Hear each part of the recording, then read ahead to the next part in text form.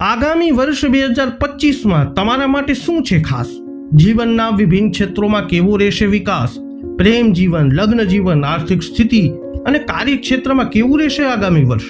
ગ્રહ ગોચરનો કેવો રહેશે તમારી રાશિ પર પ્રભાવ? બધું જ જાણીશું આ વિડીયોમાં. આ વિડીયોમાં આપણે ચર્ચા કરીશું ધન રાશિના જાતકો. તો નમસ્કાર મિત્રો, અંબા એસ્ટ્રોલોજી ગુજરાતી ચેનલમાં આપ બધાનું હાર્દિક સ્વાગત છે. મિત્રો, સર્વપ્રથમ જોઈ લઈએ આ વર્ષનું ગ્રહ ગોચર. તો ગુરુ ગ્રહ 15 મે 2025 થી મિથુન રાશિમાં પ્રવેશ કરશે. તો શનિ 29મી માર્ચ 2025 થી કુંભ રાશિમાંથી નીકળી અને મીન રાશિમાં પ્રવેશ કરી જશે. રાહુ અને કેતુ 18 મે થી સિંહ અને કુંભ રાશિમાં પ્રવેશ કરવાના છે. મિત્રો, ગ્રહોની મોટી અસર જીવન ઉપર પડે છે. જેમ કે શનિનું ગોચર ગંભીરતા, સંઘર્ષ અને શિસ્તની જરૂરિયાત સૂચવે છે, જ્યારે ગુરુનું ગોચર સારું નસીબ, શાણપણ અને વૃદ્ધિનું સૂચક છે. રાહુનું રાશિ પરિવર્તન માનસિક સ્થિતિ, કારકિર્દી, અંગત સંબંધો ઉપર અસર કરે છે, જ્યારે કેતુનું ગોચર આધ્યાત્મિક પ્રગતિ, કારકિર્દી અને માનસિક સ્થિતિમાં પરિવર્તન લાવી શકે છે. તો આવો આ વિડીયોમાં અંત સુધી અમારી સાથે જોડાયેલા રહો અને જાણો કે જીવનના વિભિન્ન ક્ષેત્રો ઉપર ગ્રહોનો કેવો પ્રભાવ રહેશે અને જેના કારણે તમારા માટે 2025નું આગામી વર્ષ કેવું રહેશે. હવે વાત કરીશું ધનુ રાશિના જાતકોના પારિવારિક જીવનની. તો ધનુ વાર્ષિક રાશિફળ જણાવે છે કે ધનુ રાશિના જાતકો 2025માં આ લોકોના પારિવારિક જીવનમાં તણાવનો સામનો કરવો પડી શકે છે, જેનું કારણ આપસી સમજણની કમી હોઈ શકે છે. શનિદેવ તમારા ચોથા ભાવમાં અને દેવગુરુ બૃહસ્પતિ છઠ્ઠા ભાવમાં વિરાજમાન રહી એને કારણે તમારે પરિવાર અને પરિવારના સભ્યો સાથે ઉતાર ચઢાવથી જૂઝવું પડી શકે છે. એવામાં તમારે પરિવાર સાથે તાલમેલ બેસાડવા પડશે. આ જ રીતે રાહુ અને કેતુ તમારા ત્રીજા ભાવ અને નવમા ભાવમાં વિરાજમાન થઈ ઘર પરિવારમાં સૌંદર્ય બનાવી રાખશે. જો તમે પારિવારિક જીવનમાં સકારાત્મક પરિણામ મેળવવા માંગો છો તો આના માટે તમારે મે 2025 સુધી રાહ જોવી પડશે, કારણ કે દેવગુરુ બૃહસ્પતિ તમારા 7મા ભાવમાં વિરાજમાન થશે અને એવામાં આ સ્થિતિને તમારા માટે ફળદાયી કહેવામાં આવશે.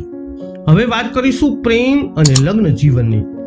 તો વર્ષ 2025માં ધન રાશિવાળાને પ્રેમ અને લગ્ન જીવનમાં એપ્રિલ મહિના સુધી સામાન્ય રહેવાની સંભાવના છે, કારણ કે દેવગુરુ ગ્રહ તમારા છઠ્ઠા ભાવમાં વિરાજમાન છે અને એની સાથે માર્ચ 2025ના મહિનાથી શનિદેવ તમારા ચોથા ભાવમાં પ્રવેશ કરી લેશે.